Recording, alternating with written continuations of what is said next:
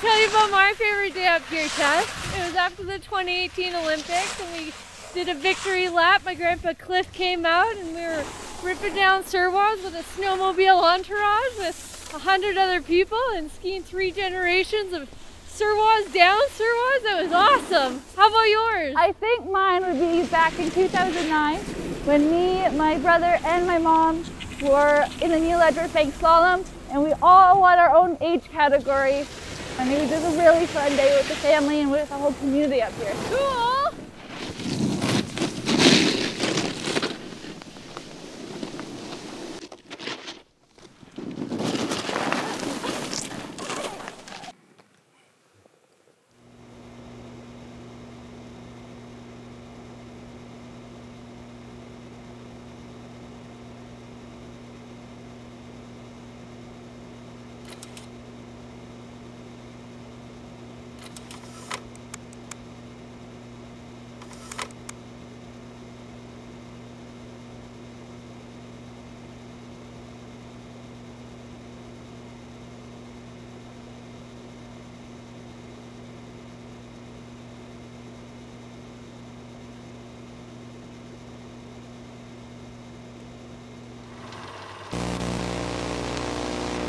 Come ski Big White. There's nothing quite as free as gliding down a mountain, sailing through a beautiful day.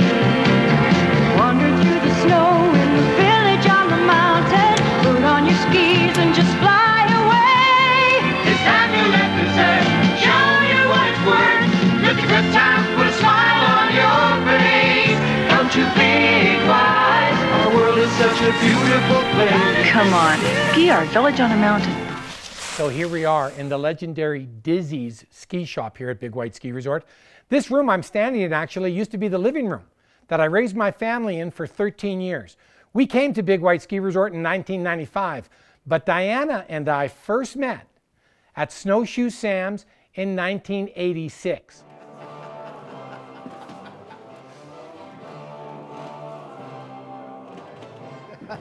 Look at that. That's me, that's my bride.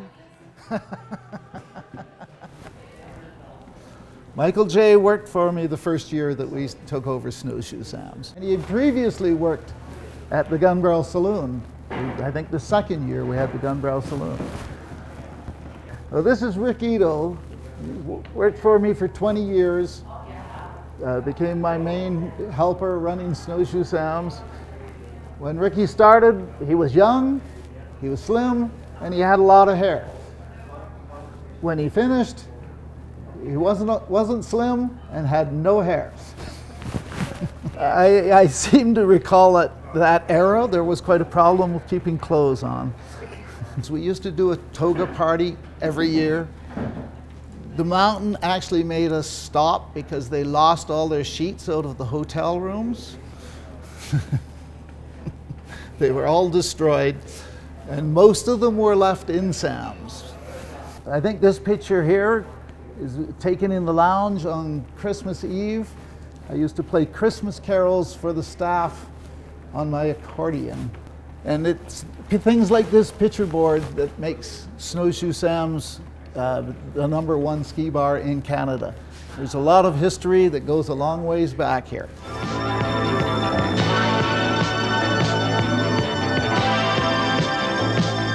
A short flight from international airports plus a 50-minute drive from Kelowna brings you to Big White, high above the Okanagan Valley. Our village on a mountain is designed to satisfy the needs of our skiers.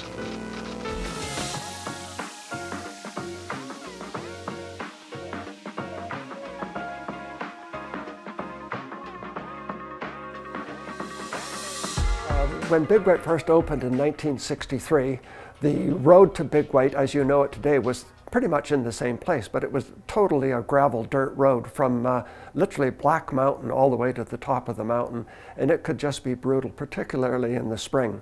The original road came into the village through here, which is basically through Snow Pines up to the base here where the Aspens is today. And there was a T-bar that went up here, and actually part of today's T-bar is part of that old original T-bar from 1963. It was a mile long. And then off to here was what they had, what's called the Bunny T-bar. So there were 2 T-bars to service the mountain. We thought it was just wonderful because prior to that we had been skiing on rope tows or literally just hiking to ski. So it was really good that we got this new technology that opened up this fabulous skiing. We would see 3 to 4 meters of snow in those days. There was no grooming. So after partway through the season you had some pretty good bumps to deal with. But always lots and lots of snow, which was, you know, Big White's so well known for. And the early part of the mountain, there was no power up here. It was all the places got their heat from propane. You cooked with propane, your fridges were propane, your lighting was propane. The mountain did have a small generator service for a while, but when the first people showed up with hair dryers in the mid-1960s, the draw on the hair dryers would blow the generator and shut it down. So you're welcome to come to Big White and ski, but don't bring a hair dryer. One incident with propane in the late 1960s was there was a triplex cabin that was located just about here, just on the downhill side of the Big White Road, and the snowplow operator had hit a propane tank just up above this cabin, and propane runs downhill. It's heavier than air. It followed the snow until it congealed underneath this cabin until it hit the pilot light for the propane fridge, whereupon everything blew up. Luckily, the occupants of the cabin were not seriously hurt, but one of them remembers being blown out the door along with the fridge. So that was the end of that cabin. So the early days were the early days.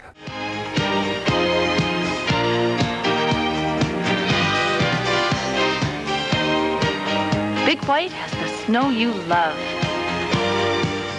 In the 80s, we used to have a pommer that ran down the cliff there before the cliff chair was put in.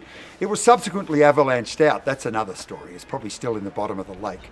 But with the beautiful thing about that lift is it could be started with a bent nail, which a few of us knew where that was kept.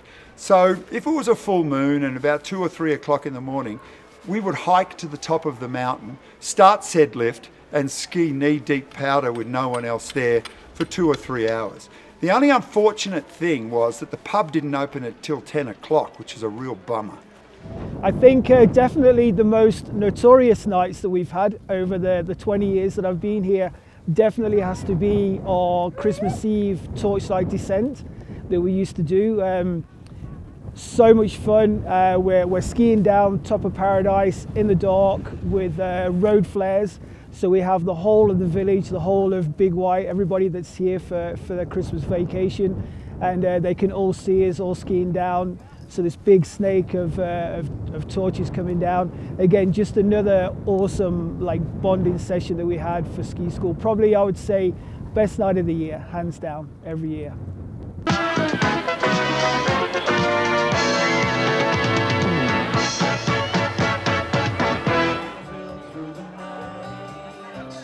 So I was privileged enough to live on this beautiful mountain for 11 plus years and raise my kids here at the local community school. And one of my enduring memories will be my kids for once wanting to get out of bed really early in the morning for opening day on the mountain. 4 or maybe even 5 years in a row, they camped out at 4 or 5 a.m. in the morning, got in the way of all the lifties and the plows trying to set up, but they were steadfast in wanting to be the first on the chairlift. And they did it many years in a row, and that will forever be one of my memories of living here on this beautiful mountain. I have to say, one of the most epic days was when I went into premature labor with these guys in the VCM. I was sharpening my skis, had to be air vac to Vancouver. It was pretty epic, but I mean, Natalia took her first steps up here. I've had days where we've had amazing powder days. Mm-hmm. I remember like after school we would come back from like Big White Community School, and kids from like kindergarten to grade 9, we'd all play man tracker together and like the woods. Yeah, or like the Halloween when the fire truck. Oh, and they would drive us around and go trick or treating. Yeah, and then like all those fun like games where we would all go gather in the VCM, the festivals with the firefighters and the fireworks. Yeah, that really brought us close together. That was fun. Totally. Or the bonfire when it was The out. power went out. Oh, when the power went out. The power went out. We had to have a generator, and everything was black, and everyone like huddled around Globe just yes, to like and the talk twins to were each in other. car seats, and that's the first time we met a lot of people. So I was the fire chief up here for 15 years, and this was my home. Can you imagine living and skiing and working for a fire department? It was the most memorable times of my life. This is our beautiful ladder truck. We got it last year. It's the services the highest fire department in British Columbia. We are the highest fire department in Canada. We have the best equipment, and this ladder truck just complements the community. And memorable day for me, oh man, Black Forest, beautiful bluebird day in the glades, knee-high to waist-high champagne powder, smiles the whole way down. It just doesn't get any better than that. And living and working and playing here, it's the best. At Big White, we've got more than skiing. You'll love our village on a mountain. A legendary and terrifying day was when I came in and took over in this office. I worked for my mom, who worked for Big White for over 33 years, and now I am in her seat, quite literally. I have a reminder in my office of something very special that she created, and I helped create alongside her, and that is our iconic Big White toque. We have done over 85 different colors. We're close to 100,000 toques out there in the world now, and we've kept them made in Canada, and that has just been a very special project and time at Big White. Come learn to ski at Big White from his certified ski school full of top instructors.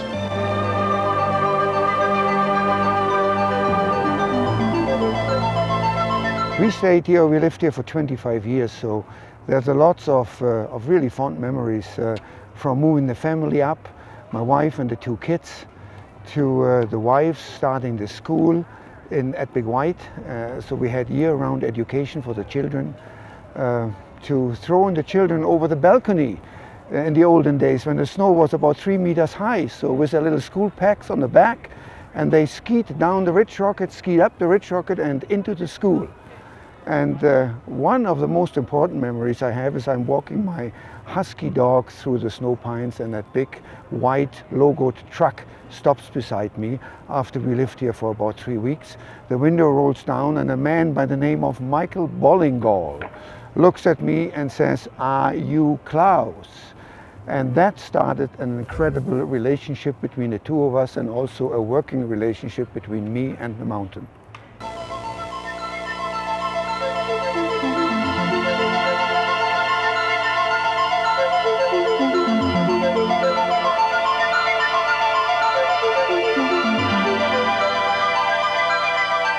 Big White boasts one of the finest snow records in the world, with up to 40 feet per year. This allows us to guarantee skiing all season. My most legendary day at Big White, let me tell you this story. You won't believe it. I think it's still the best sail on the whole mountain. So 20 years ago, I met a fella from Windsor. His name was Ed Pavlovich. We call him Itchy. And he called me Moose, because I'm a big fella. So he says, "Moose, you should buy a condo." I said, "Well, Itchy, I really can't afford a condo." He said, "Don't say no for an answer, mister. Moose, you single?" "Yep." "Married?" "Never married. I'm a lineman for the Troy Edison Company." He said, "Moose, let me tell you, I got a good place up here at the Whitefoot." So we went drinking beer and went up to the Whitefoot, met the owner. We cut a deal. He wrote a $5,000 check down payment.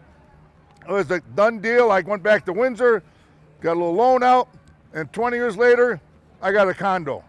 I mean, it's like the owner said, "Was that your uncle?" I said, No, that's Itchy." I knew him for a day and a half, but he took a liking to me. So he wrote a down check, and it was the best move I ever made. I love it up here. This is family.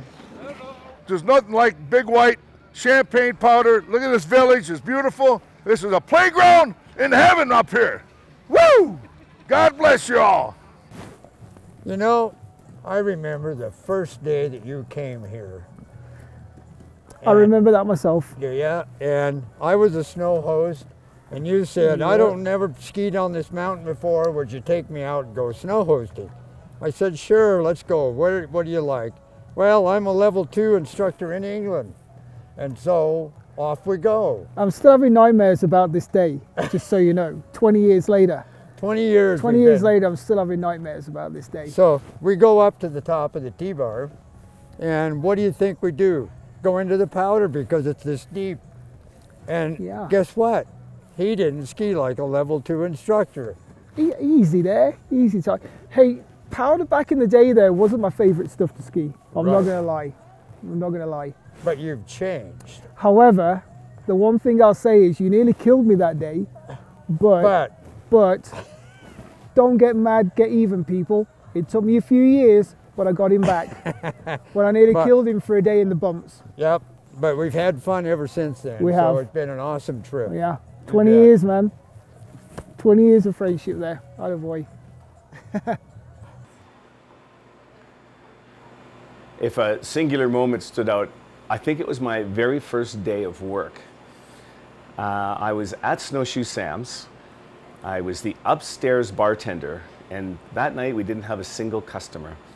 But my routine was written down for me. I had to put the till in the cooler. So I went down dutifully, put it in the cooler, the till, and inside there was the owner then, Brian Spence, and he was with his management team, and he said, hey, you gotta take all your clothes off, just down to your underwear. And I said, not a chance.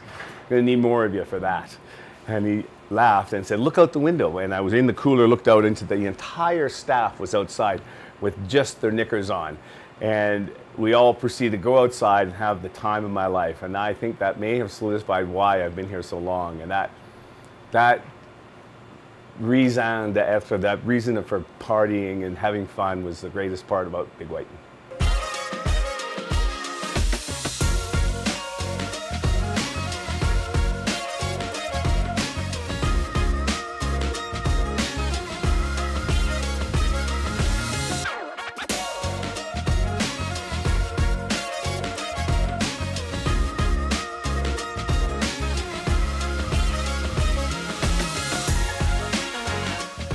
When I came over, I looked at the resort, and to me, it was the perfect resort.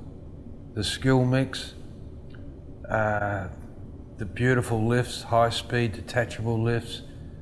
I was excited. I didn't know what I was in for. My father had already spent 12 months, 2 years retraining everybody, and I just fell into a job.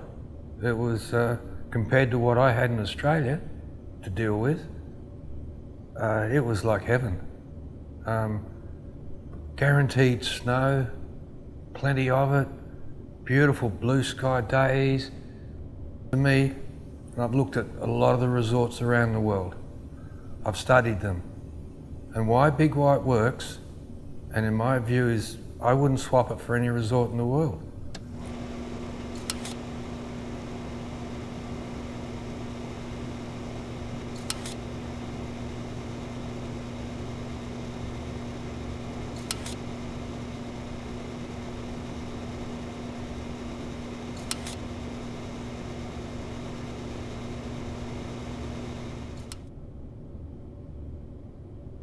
It was the snow. I mean, that's the simple answer for Big White. It's the snow. And I joined the company when Mr. Schumann Senior had first purchased it.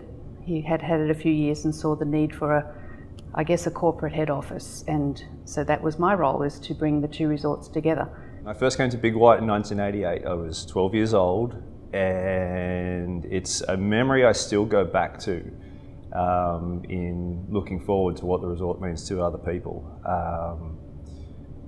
I remember still vividly getting out of the car out the front of what is now Dizzy's. It was my grandfather's place, and just being amazed that such a place could exist. I still remember that feeling of just being mesmerised by the beauty of the place and what it offered. The bullet was just put in, and it was magical. The only thing that really matters up there is that the skiers are happy and well looked after. well, they just don't come back. They'll find there's 60 or 70 resorts in BC alone that we compete with. So the emphasis has got to be on comfort, no lineups. You know how much I hate lineups. You know, a 10, 12 minute lineup is unacceptable at Big White. And you'll notice that the feeder lifts and all the lifts are spread out such that you can fly over the resort when there's 10,000 skiers and you're looking for them. That's spread out and that's comfort. We don't have a lot of double black. We've got enough black. But our concentration is on dark blue, dark green and green. And they love it. The families, it's comfortable, it's safe, and that's why Big White works.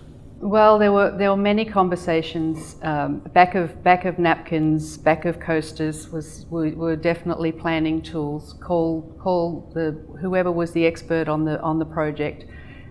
We used to every Saturday morning. That was a routine for sure in Mr. Schumann's day and with Peter as well. And it got to the point that my kids thought that the primary job of a CEO was to drink coffee. They said, well, that's all you do, Mum, is drink coffee. I said, very important decisions are made over those coffees. Many times Mr. Schumann would say, I'd like a lift there. And everyone would say, okay, and off we went, and the ops team got it happening, we organised the financing, the marketing team was behind it, and we all made it happen, and that was how the Gem Lake pod happened. There were many decisions of Mr. Schumann's that were absolutely just feel, and I think that's. You didn't like it when I had to borrow all that money at 18%. No, but we did it, and you know, whatever Mr. Schumann said worked, and we all got behind it. Whether it was Project 2000, which was a little bit before I arrived here, but everything that flowed through. Yes, you can walk through the doors of the office or up to that coffee table and have access to the management, which is a very unique environment for anybody. Our pass holders are our shareholders. That whatever percentage that is, and it's quite big of our overall turnover, that's what we rely on every year, is our shareholders. And we give them the best value we possibly can. I can remember my father and I coming down in winter, it used to close down in winter, and everything would be closed because there was no winter business in those days. And gradually we started doing packages with the different hotels and things. It was, you know, footwork, getting people interested. The Australians, they came over because we had enough knowledge of the Australian resorts to attract people, staff and everything like that. And after a while, there were so many Australians went back talking about us. You know, we got a big slice of the Australian market. So, what else?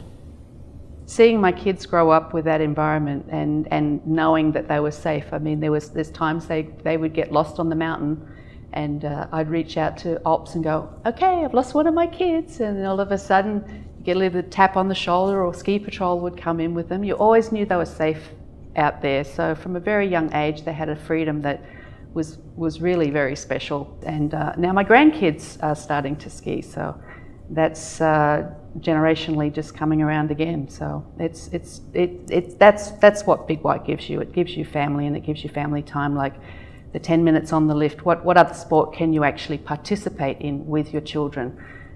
Yeah, I think for 30 years, or ever since we started, we've had fireworks every Saturday night. We've missed probably 5 or 6 through weather. And I see the kids coming out of the village, you know, it's like, yeah, to me that's a big deal. The fireworks is, you know, every week. I haven't missed one, except for weather, you know. The only other place I felt that way was when I arrived in Disneyland, and the first time I visited Disneyland I actually had that moment again, and then instantly relayed it back to 20 years beforehand when I first came to Big White, And so that was a huge one. The first moment of arrival, the scenery, the snow, the size. Like, we forget just how big White is, especially if coming from Australia compared to the resorts there. Well, 75 acres versus 10,000, you can get an idea of the difference that we both sort of experienced. Like, wow. Especially as an Australian, having a white Christmas, having the family together, having good food, you know, Christmas drinks, the kids running around in the warm in their socks and their pajamas. You know, that still rings really strong. I still miss the shrimp on the barbie though. There's just something magical about that white Christmas that, you know, we get to, whether they arrive for Christmas or arrive after Christmas in January, that we get to provide and let those other families build those memories that, you know, I've been super lucky to experience and have, you know, and that it's super important, I think. The decisions that happen around the coffee table still happen around the coffee table. We're not remote, we're not in a different country, different state, different area. You know, our executive team lives and works right here in Kelowna or up the mountain, and those meetings still happen. And a lot of those decisions, the important decisions, are made at that time with a very engaged upper management and executive team. Whatever I've heard today or about this team that works at Big White, should never forget what my father did. He did it all. What you see today is part of what he envisaged. We always only ever had one plan, and that was to keep moving forward. He used to say to me, there's no neutral. If you're in neutral, you're going backwards. Keep moving forward. So Peter, you know that there's a lot of legacies around Big White, and we've had Gary Athens, who went to the Olympic Games from Big White, Kelsey Surwa, who was a gold and silver medalist, Tess Critchlow, who just finished her second Olympic Games. What type of pride does that bring to you and the family, that resort that you build and you work at puts Olympians on the podium? The same sort of feeling I got when I drove down to watch the Art Curls concert. Just so proud. And here we are at Altitudes, and it's another first. That's the highest stage in Canada. This is the largest event we've ever done at Big White Ski Resort, and we're going to keep on doing them 60 years, 65 years. We're going to go into the 70th anniversary. So from all of us to the folks watching at home, thanks for being part of beautiful Big White Ski Resort.